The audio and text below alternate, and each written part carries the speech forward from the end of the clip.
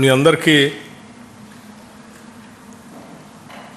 ఎదురు చూస్తున్నటువంటి సమావేశ సంబంధించినటువంటి నిర్ణయాల్ని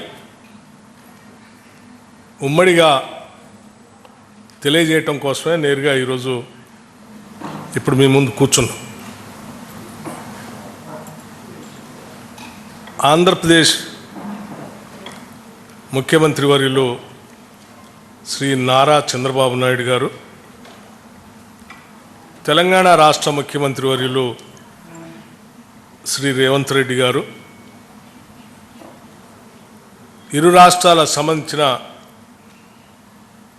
కొద్దిమంది మంత్రులు, అంటే తెలంగాణ నుంచి శ్రీధర్ బాబు గారు, పొన్నం ప్రభాకర్ గారు, ఆంధ్రప్రదేశ్ నుంచి సత్యప్రసాద్ గారు, జనార్దన్ రెడ్డి గారు, కందుల దుర్గేష్ గారు ముఖ్యమంత్రులతో సహా మేమందరం ఈ సమావేశంలో లోతుగా చర్చించి అనేక అంశాలపైన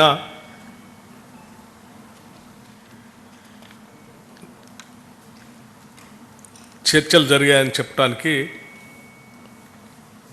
సంతోషిస్తూ ఉన్నాం.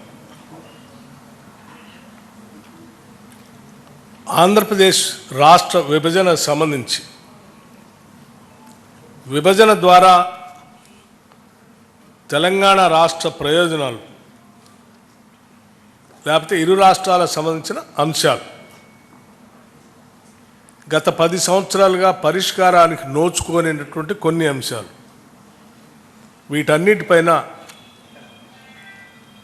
త్వరితగతిన చర్చించుకొని ముందు పోవాలనేటువంటి ఆలోచనతో ఈ సమావేశాన్ని ఈరోజు ఇక్కడ ఏర్పాటు చేయడం జరిగింది. అయితే గత 10 సంవత్సరాలుగా